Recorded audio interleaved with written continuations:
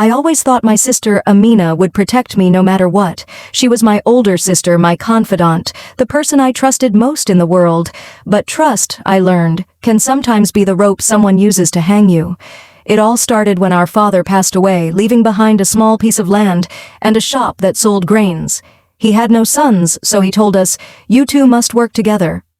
This is your inheritance." I believed we would honor his wish. Amina and I had always been close, like the sun and the moon, different but inseparable. For a while, things were good. We split the responsibilities. Amina managed the accounts and I handled the shop. She always said, "You're better at talking to customers, Fatima. Leave the numbers to me." I trusted her completely and never checked the books. Why would I? She was my sister. But then strange things started happening. Customers began complaining about missing goods. Suppliers said we hadn't paid them in months. One day, I walked into the shop to find two men shouting at Amina, demanding payment for a delivery we never received. I asked her what was going on and she brushed it off with a laugh. "Just a misunderstanding," she said. "I'll handle it." I wanted to believe her, but doubt had begun to creep into my heart. I decided to check the account book. It wasn't easy. Amina kept it locked in a box under her bed. One night when she was asleep, I took the key and opened it. My hands trembled as I flipped through the pages. The numbers didn't make sense. Money was missing. Large amounts. And there were entries for things we had never bought. The next morning, I confronted her. "Amina, where is the money? Why are the accounts wrong?" She didn't deny it.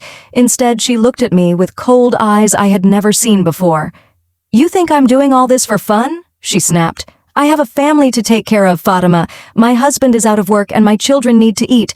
You don't understand what it's like to struggle." I couldn't believe what I was hearing. "We're struggling too, Amina. This shop is all we have. How could you do this to me? To us?" Her face softened for a moment, but then she shrugged. "It's just business. You'll manage." But I couldn't manage. The shop fell apart. Suppliers stopped delivering goods. Customers went to other shops. Within a few months, we had nothing left. Amina moved to another town with her family, leaving me behind to face the shame and the debt. But her betrayal didn't stop there. One day, I discovered she had been spreading lies about me, telling people I was the one who had ruined the business, that I was careless and couldn't be trusted. People in the village turned their backs on me. Friends stopped visiting. Even distant relatives avoided me. The worst part was the effect it had on my own family. My husband began to doubt me. "Maybe they're right," he said one night, his voice heavy with suspicion. "Maybe you're the reason we lost everything." I tried to hold our family together, but the weight of the rumors and the financial burden was too much. My husband left, taking our children with him. I was alone, abandoned, and shunned. Years passed, and I rebuilt my life little by little. I started working as a farmhand, saving every penny until I could open a small kiosk selling fruits and vegetables.